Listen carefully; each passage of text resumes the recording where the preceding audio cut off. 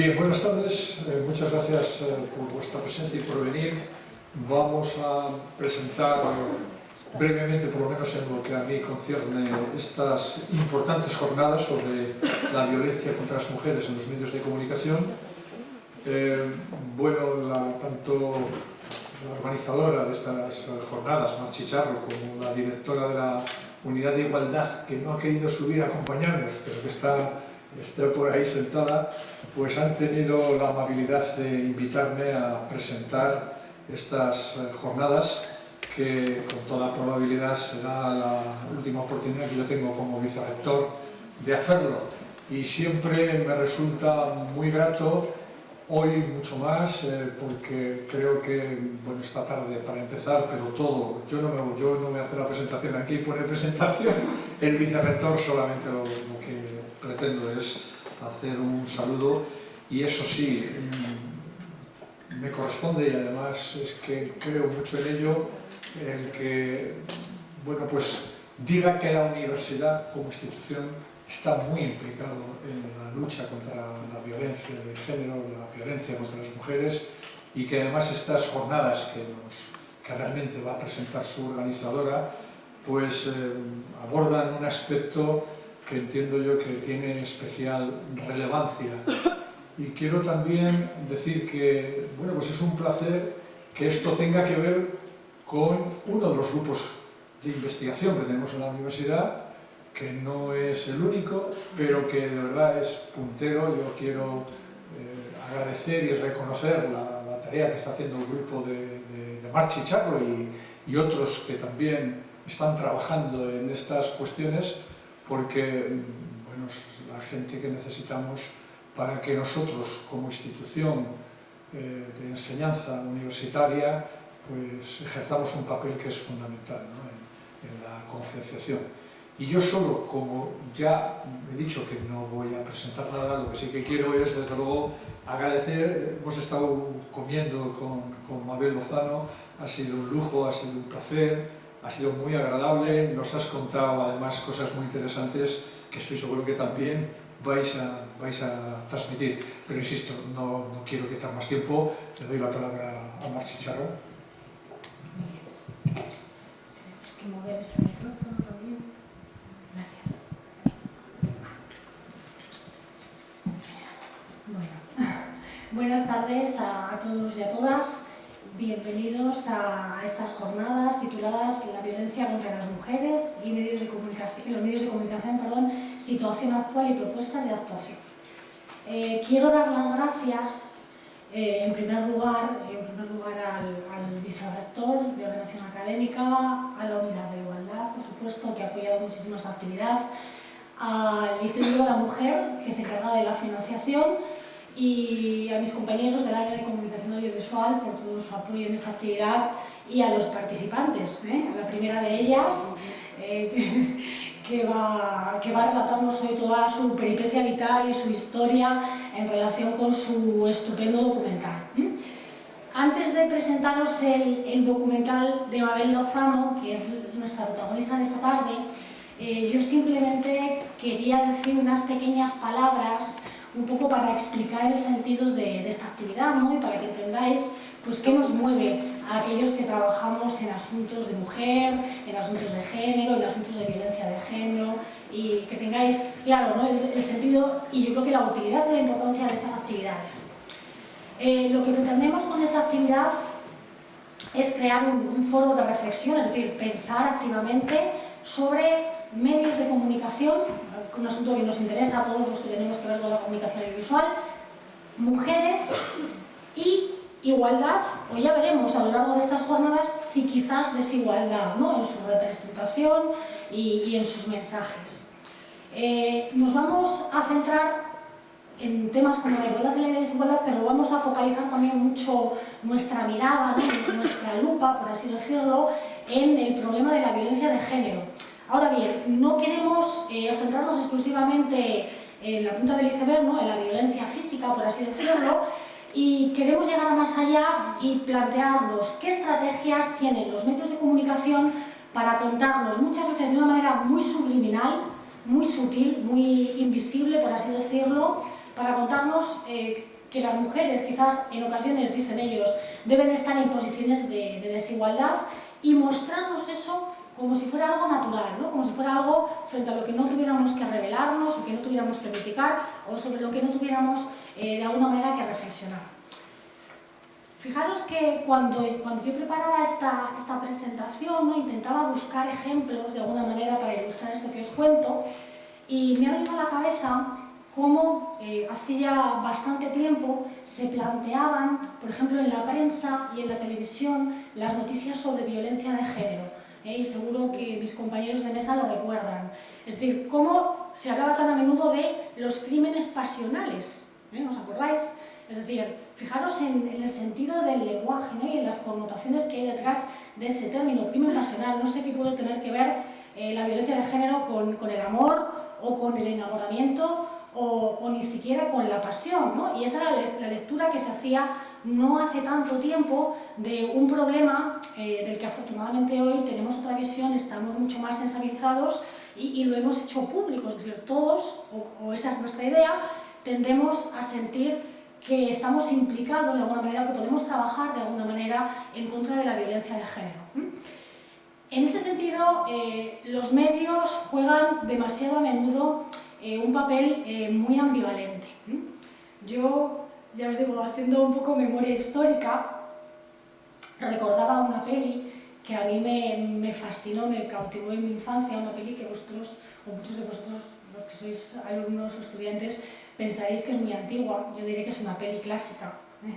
La peli se tradujo como Duelo al Sol, algunos de los más cercanos pues la recordarán. Es una peli del 46, ha pasado a la historia del cine y nos presenta esa idea tan mítica en el cine, en la tele, en la literatura también romántica, del amor loco, ¿no? El mito del amor romántico, tormentoso, llevado a su máxima expresión.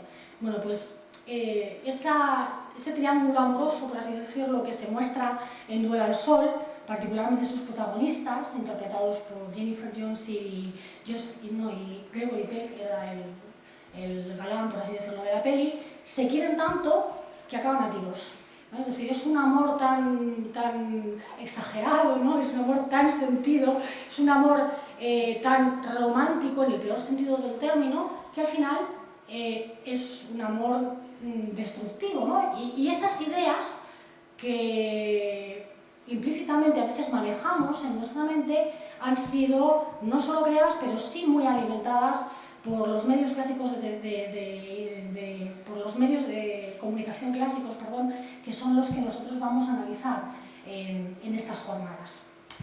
Yo personalmente trabajo, acercándonos un poco más, ¿no?, a los medios contemporáneos, trabajo ficción televisiva y a mí me interesa mucho conocer cómo se representan los personajes de mujer y los personajes de varón, sobre todo en la ficción doméstica, en la ficción de producción nacional. A poco que os paréis a reflexionarlo y a analizarlo, no hace falta entrar en mucho detalle para llegar casi al acuerdo de que los personajes femeninos son demasiado clásicos o demasiado tradicionales casi siempre en su representación.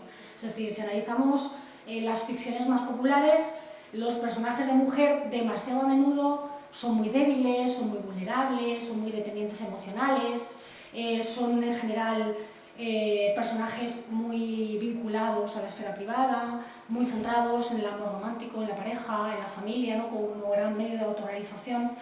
Y frente a eso, la figura del varón se sigue representando con muchas más fortalezas. Es decir, el hombre, el personaje varonil, suele ser más práctico, suele ser más resolutivo, suele ser más fuerte, suele ser más duro emocionalmente, pero eso muchas veces aparece en los relatos como un punto positivo, y suele ser el gran apoyo, ¿no?, demasiado a menudo el gran salvador, ¿no?, el gran solucionador de problemas para las mujeres. Entonces, esto de lo que os hablo, es decir, el cine, la tele, que nosotros lo vemos como si fueran ficciones, y lo son efectivamente productos de entretenimiento, pero que de alguna manera nos van calando. Es decir, no son inocuos, no tienen cero efectos sobre nosotros. A veces nos influyen más directamente, a veces nos influyen más inconscientemente, más subliminalmente, pero están ahí, ¿no? Creando ese caldo de cultivo que sirve para que nosotros reflexionemos, para que nosotros pensemos cómo creemos que deben ser las relaciones, cómo creemos que deben ser las personas, cómo creemos que deben ser los hombres, las mujeres, etcétera, etcétera. Y estos son los asuntos, así muy rápidamente, o algunos de los asuntos que queremos discutir a través de estos 2 días o a través de estos 2 días y medio de jornadas. Por último, ya para cerrar mi intervención y para dar paso a nuestra invitada, simplemente decir que creemos, y yo creo que todos, sobre todo todos los profesores y nuestra invitada seguro que también comparte esta convicción, tenemos la convicción, aunque cueste, de que la universidad es el mejor lugar para hablar de estas cosas. Apostamos por una universidad como espacio de la reflexión, como lugar en el que se aprende a pensar, en el que se aprende a pensar de manera rigurosa, de manera reflexiva, de manera crítica, de manera científica, incluso, si queréis, ¿no?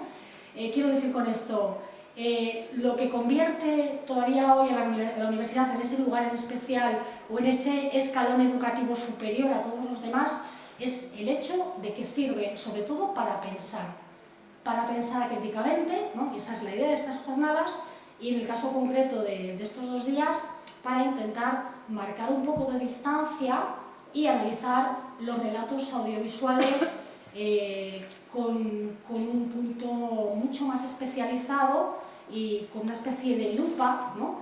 Que nos permita mantener una posición, por así decirlo, defensiva y ser capaz, ¿no? de rebatir las propuestas que no siempre son muy positivas y que nos plantean los medios de comunicación. Dicho esto, paso ahora a lo importante de esta tarde, que es presentar a la primera de nuestras invitadas, Mabel Lozano. Ella misma os presentará su documental, Chicas Nuevas 24 Horas, pero antes yo sí que quiero hacer una pequeñísima presentación, sobre todo en términos de reconocimiento, ¿no? O de premios que hay detrás de la apuesta de Mabel Lozano.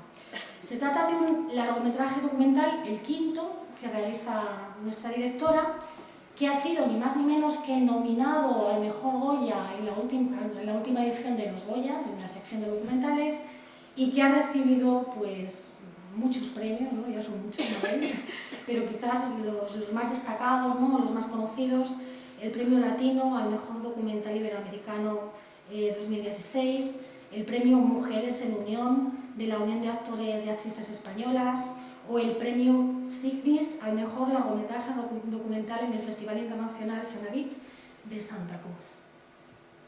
Y ahí lo dejo, y ahí ya retoma el testigo mucho mejor que yo. Muchas gracias. Vicerrector, buenas tardes. Muchísimas gracias, Mar. Muchísimas gracias y enhorabuena por tu empeño, por tu trabajo, que es maravilloso. Y yo soy una tía muy molestona. Os voy a molestar a todas y a todos. Estás muy lejos y hay muchos sitios, por favor, veniros más cerca para veros, para disfrutar, para poder miraros, porque vais a ver mejor la película. Hay los subtítulos de una niña menor peruana que no los vais a ver. Entonces vamos a ver una película, sería maravilloso que la disfrutáramos en las mejores condiciones, sobre todo porque lo podemos hacer. Si hubiera estado abarrotado, no, pero así en la primera fila vais a ver la película genial. Vais a poder escuchar de verdad bien a Jandí, a Ana Ramona. Muchas gracias. Soy una molestona, ¿eh? Esto luego os debo lo que queráis por este esfuerzo de haber cambiado chaquetas y bolsas. Muchas gracias. Genial. Muchas gracias. Nos habéis asustado, ¿eh? Habéis llegado con goteo y era como, ¿dónde están? Bueno, aquí estáis. En cualquier caso vais a tener una responsabilidad añadida, que es hacer un efecto altavoz esta tarde. Pues insisto, muchísimas gracias, Mar Chicharro, por estas jornadas y por el empeño y la pasión con la que trabajas, que realmente eso sí que es motivador y cambia el mundo y lo transforma, Mar. Os cuento nada mínimamente porque lo que quiero es que veáis la película, lo más importante. Sois muy jóvenes, seguramente que a lo mejor ninguno me habéis visto en series de televisión, etc. Yo cuando era pequeña, soy de un pueblo pequeñísimo de Toledo, las mujeres no eran directoras de cine. No había ninguna mujer directora de cine en mi entorno, y en la primera y el UHF de Televisión Española no salían las directoras de cine. Y las había, yo las he conocido, tanto españolas como americanas como alemanas, mujeres magníficas. pero las mujeres nos han faltado referentes en muchos ámbitos, entre ellos el cinematográfico, el deportivo. Yo no podía decir quiero ser directora de cine porque no había directoras de cine. Por eso también es muy importante los referentes. No os podéis conformar, podéis romper todos los techos de cristal que están para romperlos y vosotras mismas os marcaréis los límites. Podéis ser lo que queráis ser. En ese sentido, yo empecé con la tele y hice una serie de televisión que se llamaba Los ladrones van a la oficina, que no la habéis visto, o la habéis visto luego en refritos, y salía un actor maravilloso que era Fernando Fernán Gómez, y yo compartía los guiones con él porque era su compañera actriz. Esos guiones estaban vacíos, y él hacía que esos guiones cobraran vida. Me daba una cerveza, y yo decía, joder, pero si eso es de verdad. Le daba vida, cobraba vida. Y yo quería ser Tito Fernández, el director de la serie, no quería ser su compañera. A los 35 años volví a la universidad a estudiar cine. Gorda como un trullo, embarazada, con todos mis compañeros jovencísimos, muchos de ellos con Rastan y Pisi, que decían, ¿y esta señora gorda, embarazada, qué hace aquí? Bueno, pues yo rompía esos techos y volví a la universidad a estudiar cine.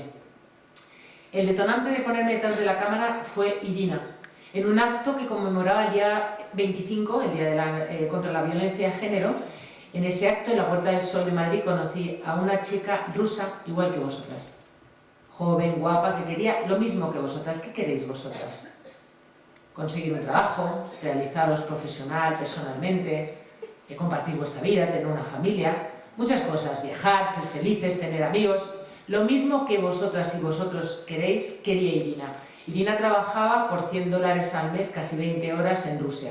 Y su novio le dijo, vente a España, porque trabajando en hostelería, como pinche de cocina o como mesera, que dicen ellos, como cocinera, como camarera, vas a ganar hasta 800 euros al mes. Eso era un sueño migratorio maravilloso para Irina. Era una oportunidad no solamente para ella, para realizarse, sino también para incluso ayudar a su familia, a sus padres, con sus hermanos pequeños. Y vino, cuando llegó a España, este novio la llevó a un chalet a las afueras de Madrid. Ella ni conocía el idioma, no hablaba español, hablaba ruso, por supuesto, y chapurreaba un poquito inglés. Y vio cómo le daban un sobre a su novio. Ese sobre contenía 3.000 euros. La había vendido. A partir de ese momento, Irina tenía amo, tenía dueño, era una esclava sexual. Todos los días, además, esa deuda se aumentaba con 70 u 80 euros más por vivir, por comer, por dormir, por preservativos, por toallas, por lubricantes, por muchas cosas de algo que Irina no había elegido. Ni había elegido ese trabajo, ni había elegido estar ahí. Después de casi 8 meses, y primero en un mal inglés y luego en un mal castellano, a muchos de esos clientes que demandaban sus servicios en contra de su voluntad, les decía en la situación en la que se encontraba, que estaba ahí obligada, que no quería estar, pero que no podía irse porque, bueno, las personas que la habían captado, en ese caso su novio, conocía hasta el colegio donde iba su hermana pequeña y la habían amenazado con matar a su hermana pequeña. Y también le habían dicho que no podía ir a la policía porque la policía le iba a meter en la cárcel por ilegal y por puta. Con lo cual, no sabía qué hacer. Nadie le hizo caso. Nadie le hizo caso. Ningún hombre le hizo caso. Después de 8 meses, ella se tiró desde el 3er piso por la noche, se rompió costillas. Costó mucho rehabilitarle porque parte de la coacción para obligarle a ejercer la prostitución en régimen de esclavitud extrema eran el alcohol y las drogas. Y esa era una realidad que me contaba una mujer como nosotras. Hace 11 años, yo no daba crédito, pero esto está ocurriendo, esa era la realidad. Y eso fue el detonante para que yo emprendiera un viaje a Rumanía y a Moldavia para dirigir mi primer documental, Voces contra la trata de mujeres, que no lo vio nadie, ni mi madre. A que vuestra madre ve vuestros trabajos, es vuestra mayor fan, ¿a que sí? Bueno, pues ni mi madre, porque mi madre decía, es que cuentas unas cosas muy raras. Hace 11 años hablaba de trata de blancas. Esto era un delito muy incipiente que nadie conocía y que además teníamos tópicos como el que la que es puta es porque quiere. Como yo estaba contando que había esclavitud, que estas mujeres estaban ahí en contra de su voluntad. Nadie lo vio. 2 años después, en el 2007, lo compró Antena 3 y se ha convertido en una herramienta para sensibilizar a todos los cuerpos del Estado, ha ganado cientos de premios, se ha convertido realmente en una herramienta muy importante, porque el cine puede ser muy transformador y aporta valores. Desde ahí yo emprendo una carrera que Mar, bueno, pues ha contado, bueno, pues mi quinto documental es este, pero también, bueno, pues he realizado campañas nacionales, internacionales, corto, etcétera, hasta que llego hace 5 años a este documental, que quiero que veáis y luego comentamos. Y luego quiero realmente, o sea, no sabéis la memoria fotográfica que tengo. O sea, soy como Moncho Borrajo. Os tengo controlados, no os vayáis. Es decir, luego yo quiero charlar con vosotros. No, es que de verdad que os tengo controlados, tengo una memoria fotográfica increíble. Os quedáis, ¿verdad? ¿Veis la película y os quedáis? ¿De mover la cabeza? ¿Sí? ¿Sí? Venga, pues vamos a ver si os parece la película. Y después de la película, cuando ya sepáis, una película, por cierto, que está rodada en 5 países. Argentina, Colombia, Perú, Paraguay y España. Muchos de los países de donde son captadas estas mujeres, y el nuestro como uno de los más importantes del mundo de tránsito y destino de mujeres víctimas de trata, víctimas de la esclavitud del siglo XXI.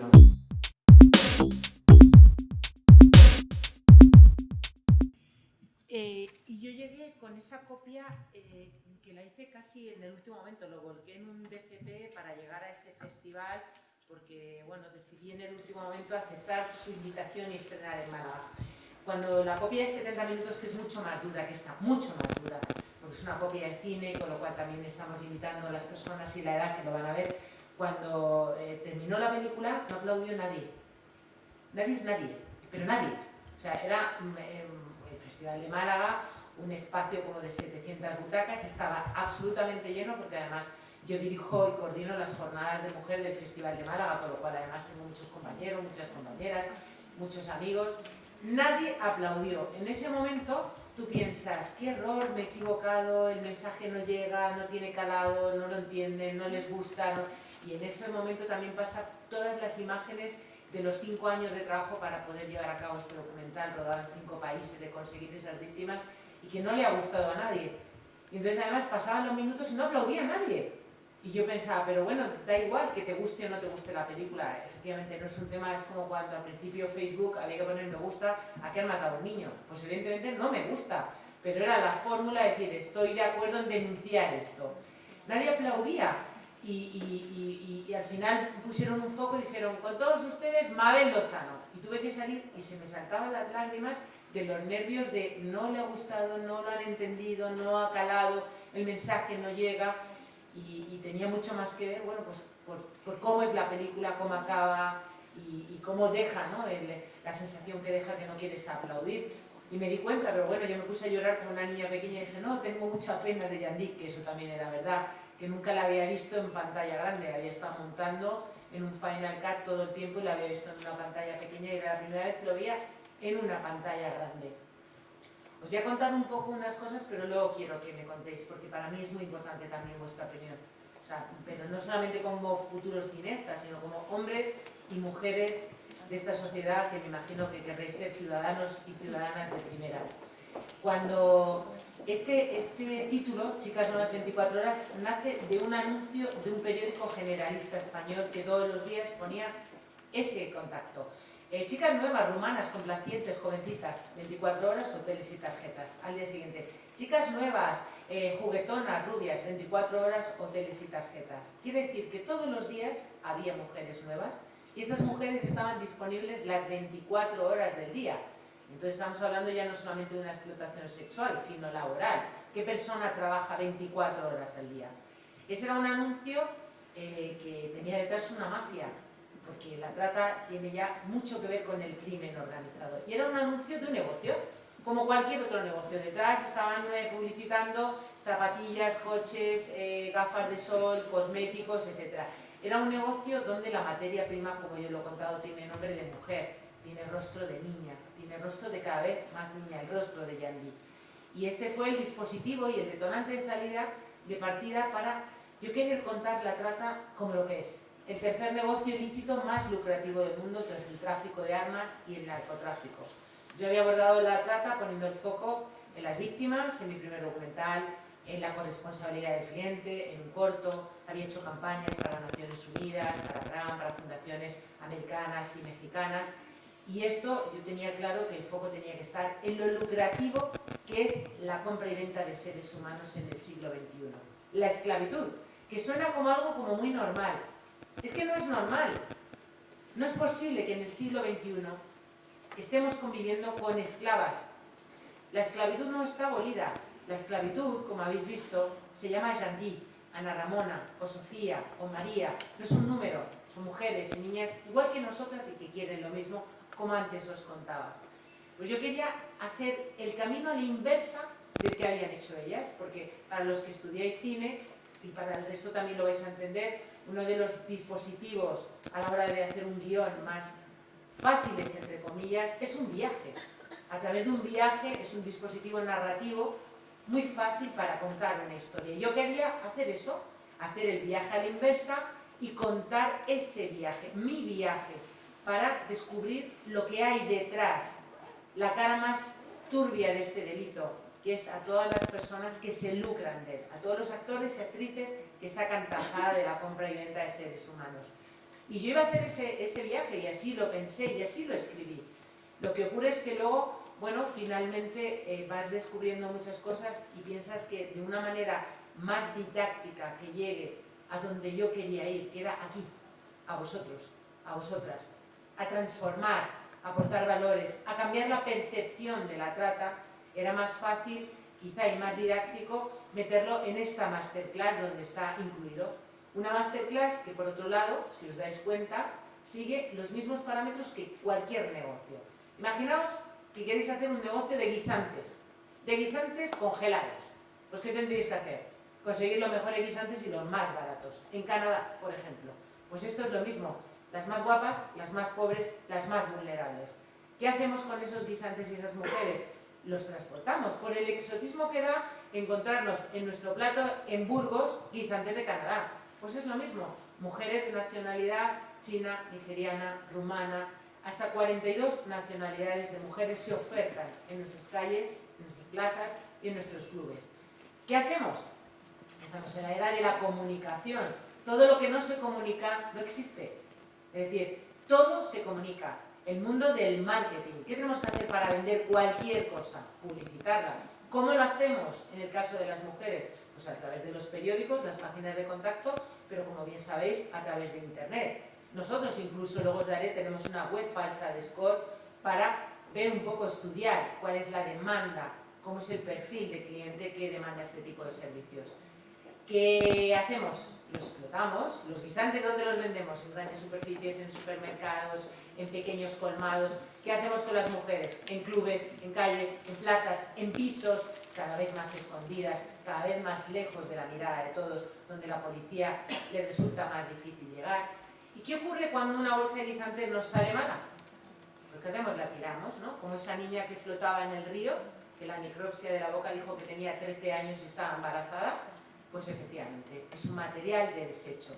Y con ese dispositivo narrativo que componía muy bien el documental, pues hemos contado una historia en primera persona de 4 mujeres muy valientes que han contado cómo es la esclavitud del siglo XXI.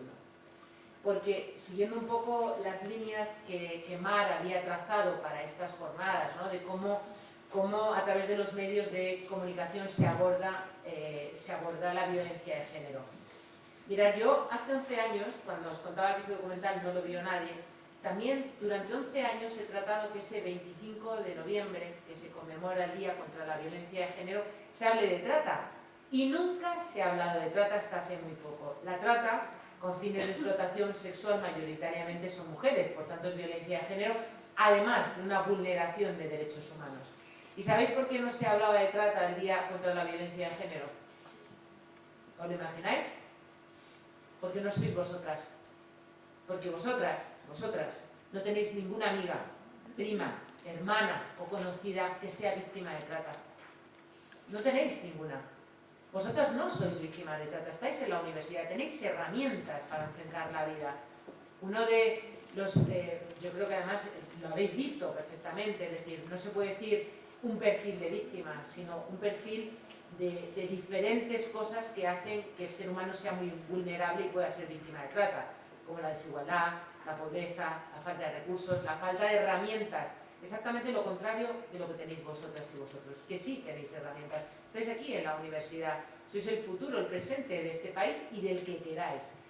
Bueno, pues la verdad es que esto lo pensé cuando estaba en el Festival de Cine de Río de Janeiro y una periodista todo el rato me hacía preguntas con mucha desafección de la trata, como diciendo, esto que pasa en su país, en España, que son el tercer mundo, y no en el mío, que somos un continente. Y yo, ¿perdón? De repente la miré y dije, no, perdóname. Tú tienes hermanas, primas, conocidas, sobrinas, y las tendrás que sean víctimas de trata. Yo no. No son mis mujeres. No son las mujeres de nuestro país, de mi país, de Europa. Son las vuestras, son las tuyas. Y eso me hizo entender por qué la laxitud o la tibieza que habíamos tenido las mujeres españolas con la trata. ¿Por qué no habíamos estado tan comprometidas como lo estamos con la violencia de género? Todas podéis pensar que alguna de vuestras amigas pues es víctima de malos tratos por parte de su novio, que la persigue, que la llama mucho al móvil, que eso no es amor, eso es violencia de género. Bueno, pues podéis pensar que os puede ocurrir o a otras amigas, pero nunca jamás os habéis planteado que podéis ser víctimas de trata. Entonces no os habéis comprometido. Y esas mujeres están aquí, en nuestras calles, en las plazas, en los clubes. No es un delito fronterizo ni extracomunitario, está aquí. Y los chicos, los hombres, porque son los demandantes, no todos, por favor, o sea, en ningún caso, pero sí un porcentaje muy alto, son los que demandan este tipo de servicios que, como habéis visto, yo termino la película diciendo la ley de la oferta y la demanda. Si se demandan niñas, se captan niñas, las más pobres, las más guapas, las más vulnerables. Y por eso hemos tardado tanto. Entonces, los medios de comunicación, por un lado, han estado siempre muy desafectados con el tema de la trata porque era algo como que nos tocaba de refilón. Esto es algo que le pasa a otras mujeres. Una víctima de trata de origen paraguayo en nuestro país, víctima de la trata, víctima de un delito en nuestro país, es nuestra víctima. Por otro lado, los medios de comunicación estaréis muy acostumbrados a ver la trata con una imagen única, que es el tanga, el tacón y la media rejilla. Porque da mucho morbo. Porque estamos hablando de mujeres guapas, altas, con medias, con tacones y en tanga. Y eso da mucho morbo. Entonces siempre el predominio en los medios de comunicación es el amarillismo. El foco se pone en la desnudez de los cuerpos, no en la desnudez de derechos. Yo lo que os he contado es la desnudez de derechos de estas mujeres y estas niñas. Por otro lado, los medios de comunicación, aunque les digas, o sea, yo ayer estuve en San Sebastián en el Festival de Cine y Derechos Humanos y hablé con un periodista 1 hora. Al día siguiente, hoy, la entrevista dice, el documental de prostitución y que habla de trata de blancas de Mabel Lozano, y digo, ni una. El documental de trata de seres humanos, de trata de mujeres, porque son amarillas, negras, rubias, blancas, es un término del siglo XIX para distinguirlas de los hombres que iban a trabajar en los campos de algodón o de cacao. Las que eran para explotación sexual era trata de blancas. Hoy en día, por desgracia, la trata no tiene color, ni religión, ni piel, tiene esos denominadores comunes de los que os he hablado, que hace que sean muy vulnerables las personas y que tengan muchas probabilidades de ser víctimas de trata. Entonces, en los medios de comunicación siempre se ha tratado mal, siempre se aborda desde el morbo, se sigue hablando de trata de blancas, seguimos viendo el tanga y el tacón, y se sigue hablando de cómo las violaban y cuántas veces las violaban los clientes. Pero nunca jamás en ningún periódico, cuando, antes de ayer si lo miráis, luego lo miráis en Google, hay una noticia del Español de la desarticulación de una mafia china. Es la primera vez en España que se desarticula una mafia china que estaba explotando sexualmente a muchas mujeres. Nunca jamás veréis en ninguna de esas noticias que se plantee qué va a pasar con ellas. ¿A qué dispositivo van a pasar? Si se va a poder denunciar, si van a poder conseguir la nacionalidad, qué recursos se destinarán a restablecer la vida de estas mujeres que en muchos casos tienen lesiones como las que tenían los judíos en el Holocausto, físicas y mentales de ese calibre. Nunca jamás lo vais a ver en la prensa. No existe. Siempre se reproduce el patrón.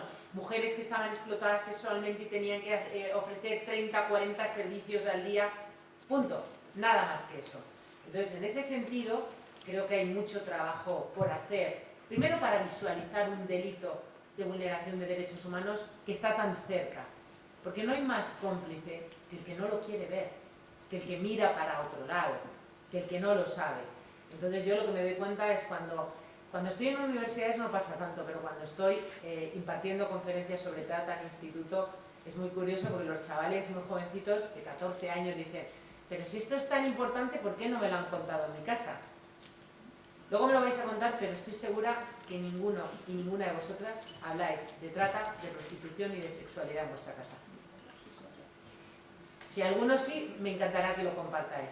Pero es verdad que no se habla. Entonces me contaba un chaval y me decía, yo siempre pasaba por una rotonda y siempre había mujeres con short y con una sombrilla sentadas. Y yo le pregunté a mi madre, ¿y estas señoras qué hacen ahí? Y mi madre me dijo, están esperando el autobús.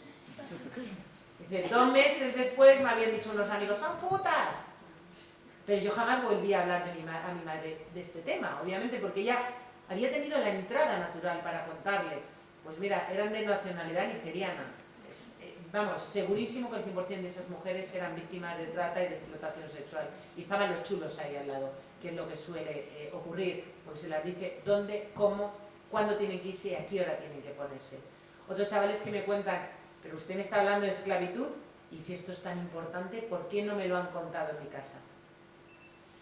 Otros me cuentan cómo a través, que os pasará, de vuestros dispositivos móviles y de vuestra ventana natural, vosotros sois nativos de internet, os entran banners de pornografía con mucha frecuencia. ¿Sí? Sí.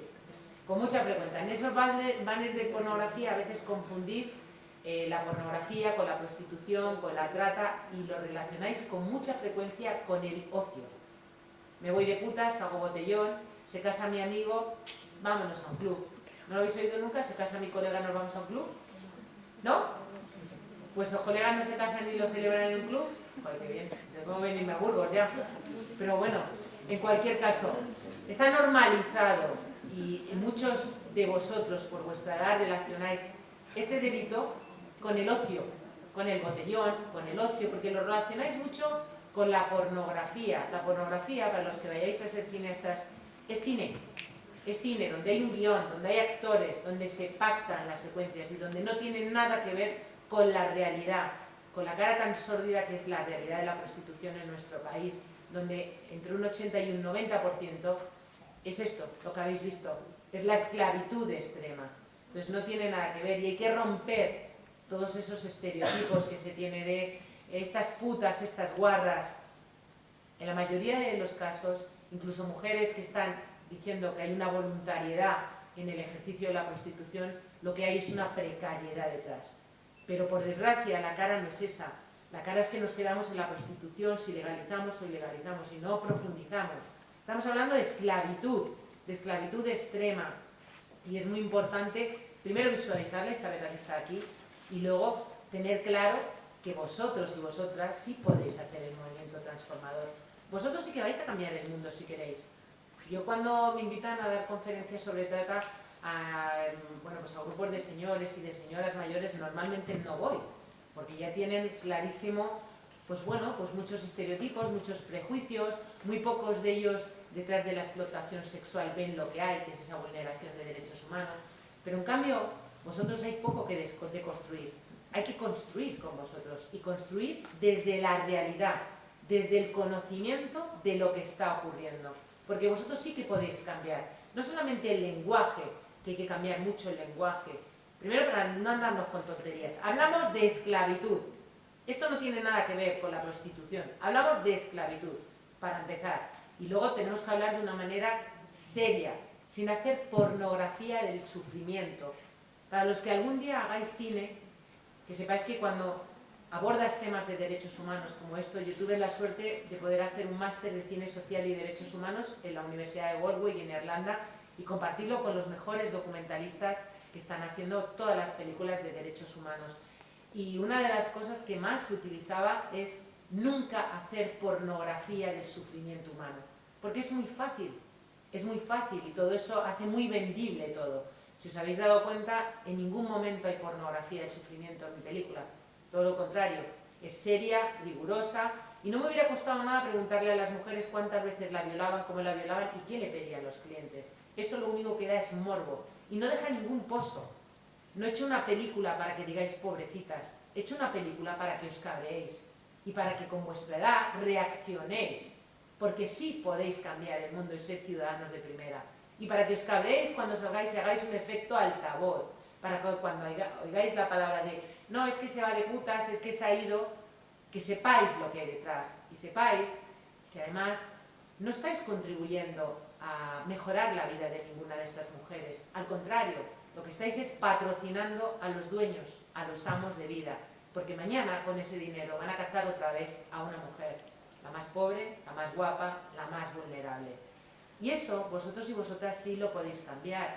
También cómo cambiar ese lenguaje y esa perspectiva de abordar las cosas desde el respeto, que lo hemos perdido, porque si os dais cuenta, los medios de comunicación, incluso cuando se habla de los refugiados, la imagen que se pone es la de un niño muerto en la playa. ¿Realmente necesitamos ver eso para reaccionar? ¿Estamos tan insensibilizados e incivilizadas que necesitamos esas imágenes para reaccionar? ¿O bastaría decir que hay esos niños? El nombre, José ha muerto con 6 años. Bastaría para que nos pusieran los pelos de punta.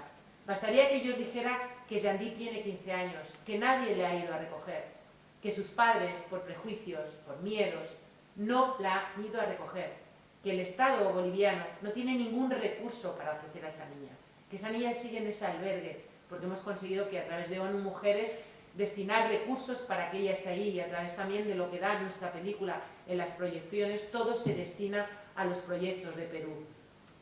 No tiene futuro, no tiene presente. Bastaría con que pensarais que Sofía, con vuestra edad, seguramente tiene vuestra edad o muy parecida, nunca ha podido volver a su país, sigue en Madrid, porque no ha pagado la deuda, porque su familia ha perdido la casa, ha perdido su casa, y si ella vuelve a su país, su vida y la de su familia corre peligro. Eso bastaría para poner los pelos de punta. No necesitaríamos ver a una mujer cómo la pegan, o cómo la violan, o cómo la violentan. Eso supongo que es un poco no hacer lo que acabamos de decir, no hacer pornografía. Joder, no voy a seguir porque no les voy a oír. Quiero que habléis, por favor. Venga, animaros. ¿Alguno de vosotros quiere decir algo? Me encantaría. En serio, he venido desde Madrid cansadísima. Cuando he venido se lo contaba a Mar. He estado la semana pasada en Bolivia rodando un documental nuevo que luego os cuento todo lo que nos ha pasado. He llegado, me he ido a Londres, ayer a San Sebastián y ahora venía conduciendo desde Madrid y la verdad es que tenía mucha pereza y lo único que me motivaba estar aquí era estar con vosotros y vosotras, con lo cual me lo debéis. Es decir, tiene que haber una reciprocidad total. Entonces, no hace falta que digáis nada, sino, por ejemplo, esa primera pregunta. ¿Quién de vosotros había hablado en su casa con sus padres sobre trata, prostitución, sexualidad? Genial. ¿Tenemos un micro? Sí, tenemos un micro de marca aquí. Qué bueno, mira, esto ya me compensa haber venido. Espero más, ¿eh? Espero mucho más de vosotros y vosotras esta tarde, ¿eh?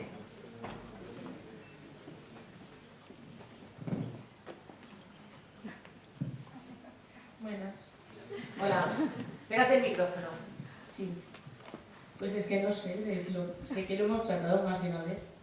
Por aquello que tú, mi madre, me dice, no salgas sola porque hay trata de blancas y cosas así, pero... Trata de blancas. Sí, eso es el término causalidad. Vale. Pero tú conocías todo lo que yo te he contado, todas esas torres de actrices, este negocio tan bollante y esta realidad tan tremenda que está aquí, porque si os habéis dado cuenta, son de diferentes nacionalidades, pero muchas de ellas explotadas en España, en los clubes, para salir 150 euros de multa. ¿Eso cómo es? Es esclavitud, ¿no? Bueno, es que yo acabo de ver un programa hace un par de fines de semana de equipo de investigación, creo que era Sí. lo mismo, o sea que también por eso hablamos de tal.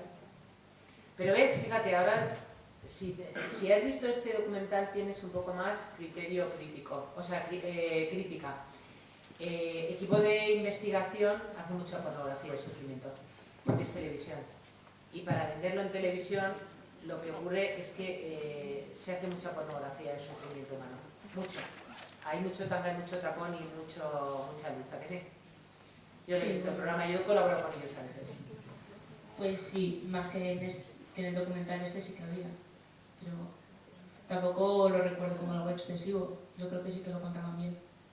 ¿Y tú qué puedes hacer contra la trata, por ejemplo? ¿Tú estás estudiando... ¿Qué estás estudiando? Yo comunicación. Vale. Audiovisual, ¿no? Sí, sí, claro. ¿Y qué puedes hacer? Pues no sé. Pues no sé, fíjate cómo yo utilizo la herramienta del cine. la utilizo. El cine de entretenimiento me parece necesario. A mí me parece que escribir 8 apellidos catalanes tiene mucho talento. Yo no sería capaz, pero vamos, ni de coña sería capaz. Pero el cine también es muy transformador.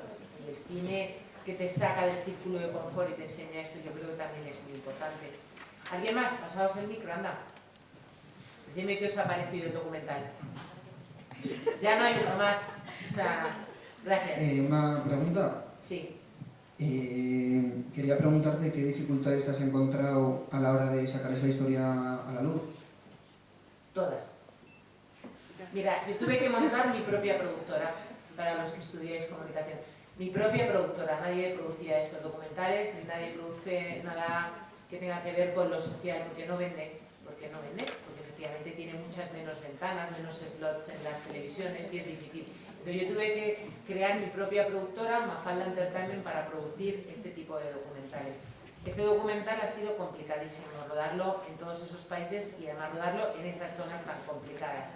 Cuando llegamos a Madre de Dios, al segundo día nos sacaron pistolas, escopetas y nos rompieron la cámara. Porque entendieron que rompiéndonos la cámara ya no íbamos a grabar más.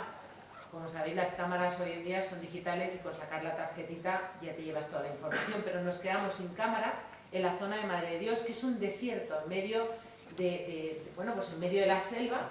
Han tenido que talar todos los árboles para poder hacer esos pozos de donde se está extrayendo de forma ilegal el oro, que por cierto en esos pozos también hay trata con fines de explotación laboral. La trata, yo he abordado la trata con fines de explotación sexual, pero hay otras formas y otras maneras de trata, que es laboral, matrimonios serviles, extracción de órganos, etc. Había niños también en esos pozos extrayendo el oro. Pues gracias a un equipo de Canal Plus Francia, que ellos estaban rodando un documental sobre la deforestación del Amazonas. Nos dejaban su cámara, que además curiosamente era una Red One como la nuestra, y utilizábamos indistintamente una tarjeta u otra y pudimos rodar. Pero bueno, nos han tirado ladrillos, nos han de todo. O sea, tampoco son los sitios más idóneos para rodar y nadie quiere que tú metas ahí las narices. Incluso en Madrid, pues cuando descubrieron que estábamos rodando, se presentaron en 2 minutos 5 coches de proxenetas. Así. Entonces, bueno, da miedo, pero por otro lado, quien de verdad corre peligro son ellas, porque al final yo me vengo a España. Esto es un Estado garantista, donde los cuerpos de seguridad del Estado están con el ciudadano. Todo lo contrario que pasa en muchos de estos países. Entonces las que se quedan son ellas, las que se quedan desde allí. Estela, ahí sigue, revictimizada. Secuestraron a su sobrina para que ella retirara la denuncia. Bueno, no es complicado contar nada de esto, pero es lo que hay. Y contarlo, pues finalmente no es ni siquiera mérito mío, sino de mucha gente que lo hace posible, entre ellos los 4 testimonios de estas 4 mujeres tan valientes. Más. Y otra pregunta, si puede ser, ¿cómo es la sensación, por ejemplo, cuando en Madrid, en las imágenes esas que se veían en la rotonda, en el polígono ese, cómo es la sensación de estar viendo esa situación y no poder actuar directamente en ese momento, ¿no? Porque me imagino que te tienes que contener, estás viendo una situación pues, que atenta contra derechos humanos. Mira, en Madrid el polígono Marconi está en Villaverde Alto. Es una zona que son varios polígonos juntos, El Gato, Marconi. Ahora que empieza a haber buen tiempo hay hasta 250 mujeres, mayoritariamente de origen rumano, porque bueno, es la nacionalidad de mujeres que con más frecuencia encontramos en las plazas, en los clubes, víctimas de trata. Pues ahora era enero, hacía un frío impresionante y nosotros conseguimos que la Policía Nacional nos dejara una especie de altillo que había donde nosotros podíamos ser. Habéis visto, todos los planos son casi todos desde arriba, menos unos que había casi al lado de la mujer, ¿no? Pero casi todos eran desde arriba. Entonces desde arriba nosotros estábamos completamente a oscuras, sin el taling de la cámara, y ellas no nos veían, pero nosotros veíamos todo. Veíamos como cada vez que una de esas mujeres sale del coche, viene un proxeneta a por el dinero. Nunca tienen el dinero encima, jamás. Vimos desde por la mañana que estuvimos dando vueltas por el coche hasta que nos subimos arriba que eran las mismas mujeres, con lo cual llevaban allí 15, 16 hasta 17 horas. Vimos cómo se las daba una botella de agua y a veces una lata de Coca-Cola o de Fanta, un bocadillo y un paquete de tabaco. Eso fue todo lo que le dieron. Vimos cómo se les decía dónde y cómo tienen que ponerse. Hicimos la cuenta a la vieja, eso que habéis visto ahí es la cuenta a la vieja. ¿Cuántas mujeres están aquí? ¿Cuántos servicios de media estamos viendo que realizan? Hicimos la cuenta a la vieja y fíjate la cifra que sale de lo que esa noche estaban generando estas mujeres como materia prima para los proxenetas. Vimos cómo se las empujaba, como ahí, se las tiraba al palé que casi la escalabran. Vimos absolutamente todo, pero bueno, tremendo. Y vimos a un policía municipal que cada una hora venía a apagar la huelga de las mujeres. Ese palé con el que hacían fuego vale 6 euros. Esas mujeres están pagando entre 400 y 600 euros a la semana por ese sitio donde están obligadas a ejercer la prostitución. No han elegido estar ahí ni lo que están haciendo. Y están pagando por ese sitio. Hay el proxeneta que la explota y otro proxeneta que es el dueño del lugar, al cual también hay que darle 400 o 600 euros por ese lugar y 6 euros por cada palé para calentarse. Hacía un frío de la leche. Y venía el municipal todo el rato a apagar la hoguera. Y eso nos puso de muy mal humor. Y llevábamos tantas horas que dijimos, bueno, pues vamos a echarle la bronca al policía, porque era a quien había que echarle la bronca. Entonces bajamos y le dijimos, no entendemos por qué haces esto, por qué las apagas el fuego, hace muchísimo frío, cada vez que las apagas un palé, ellas tienen que pagar por otro, porque aumenta su deuda. Es decir, son mujeres que tú las ves y parece que están libres en un sitio en Madrid. Hay unas cadenas brutales que no veis y son las que están ahí. Las de su deuda, las del miedo, las de la coacción, las de las palizas. Y entonces le preguntamos por qué hacía. Y dice, no, si yo sé perfectamente lo que pasa aquí, como ustedes, yo lo veo todos los días. Veo cómo las controlan, cómo las maltratan, cómo las llevan, las traen, cómo las empujan, cómo las quitan el dinero. Pero la prostitución en España es legal y yo soy un policía del ayuntamiento y esta es una acera del ayuntamiento. No puedo hacer nada. Y realmente genera una impotencia tremenda ver todo lo que está pasando y además cuando luego hablas con estas mujeres, que es lo peor, lo primero que ellas dicen es la invisibilidad que tienen. La invisibilidad.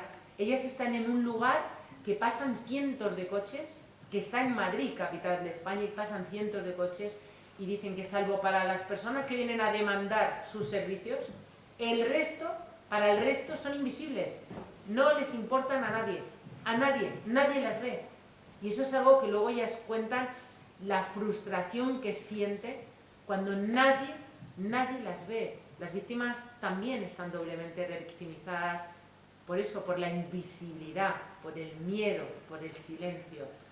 Y sí, te podrías poner a pegarte con todos en situaciones que ves que son tremendas, pero en el fondo tampoco harías nada, lo que harías es que romperían tu cámara, que te tendrías que marchar y al final quizá lo que nosotros tenemos que hacer es contarlo y contarlo desde el respeto. Quizá eso vaya cambiando cosas. ¿Qué cosas han cambiado desde que yo rodé este documental? Lo estrené, como os he dicho, hace un año justo en el Festival de Málaga, pero lo rodé entre el 2014 y el 2015, tardé mucho porque hice muchas visitas a Latinoamérica. ¿Qué ha cambiado desde entonces? Dos cosas maravillosas. Una, la trata está en el Código Penal desde el 2010 en España, pero realmente no hay leyes potentes contra la trata en nuestro país. Hay planes contra la trata. El segundo plan contra la trata, que que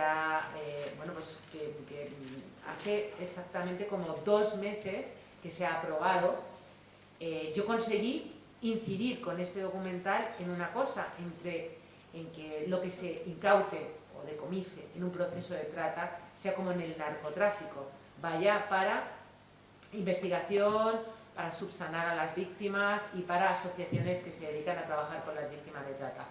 Hoy en día ya es así, desde el segundo plan nacional contra la trata, todo lo que se incauta y se decomisa en un proceso de trata es como con el narcotráfico.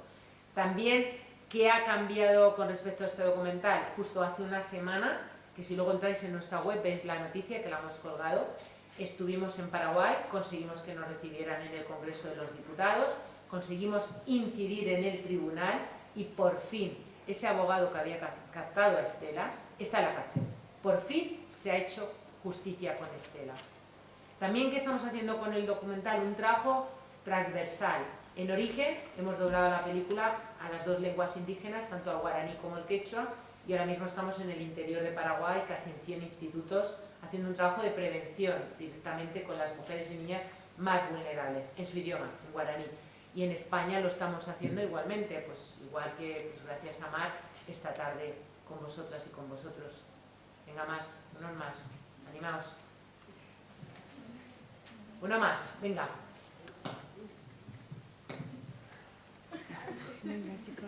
¿Os gusta lo de la masterclass? ¿Os ha gustado? ¿A vosotros futuros cineastas? ¿No? ¿Quién ha dicho que no?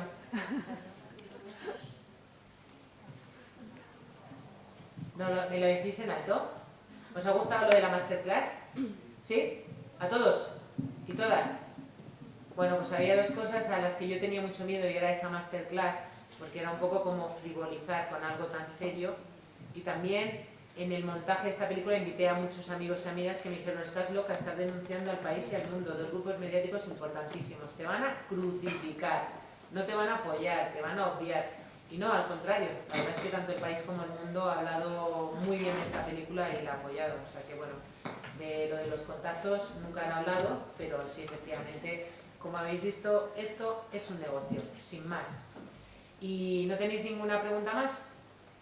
Nuestra web es www.proyectochicasnuevas.com. A través de esa web vais a ver esta noticia que os he contado de Paraguay, de cómo han metido en la cárcel a la persona que captó a Estela, pero también vais a ver un artículo precioso que ha escrito un chaval de secundaria de un instituto de Albacete con el que hemos estado. Un chaval de 14 años que lo titula Humanos tenemos que cambiar.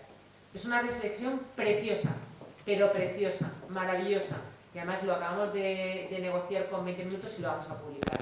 Os animo a que escribáis un artículo, os animo a que lo veáis, a que si queréis escribáis un artículo. En Twitter somos Chicas Nuevas 24 horas, a través de nuestras redes sociales, y también tenemos 12 canales de YouTube emitiendo constantemente, desde todos los países, material audiovisual contra la trata. Así que os animo a que nos sigáis, os animo para el que queráis escribir un artículo que lo colgamos en nuestra web, e incluso luego la posibilidad de publicarlo. Os animo de verdad a que seáis activos y activas y a que realmente, bueno, pues entre todos y vosotros, que no sé cuántos sois, 30, 40, 50, hagáis ese altavoz y os comprometáis, ¿vale? Muchísimas gracias y te paso el micrófono. Muchas gracias.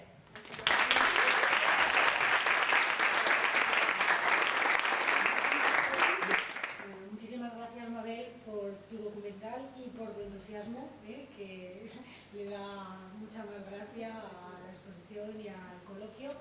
Y gracias a vosotros y a vosotras por vuestra asistencia. Os emplazo a nuestra próxima cita en las jornadas, que será el próximo miércoles. Tenemos tiempo para descansar, para coger fuerzas. Bueno, a primera hora con María Boado, fiscal contra la violencia de género, y acompañada de Fátima Ranz, profesora de la CONU. Qué bueno. Y luego en la segunda mesa redonda estará Rosa María Calá, la hiperconocida corresponsal que ha estado en todos los rincones del mundo mundial, acompañada efectivamente de Virginia Yagüe, guionista y periodista, y directora presidenta de CIMA, Asociación de Mujeres Cineastas. Y luego por la tarde tenemos talleres, también más lúdicos, más interactivos. En fin, contamos con vosotros y con vosotras para el próximo miércoles, y gracias en cualquier caso por vuestra asistencia en la sesión de hoy. Muchas gracias.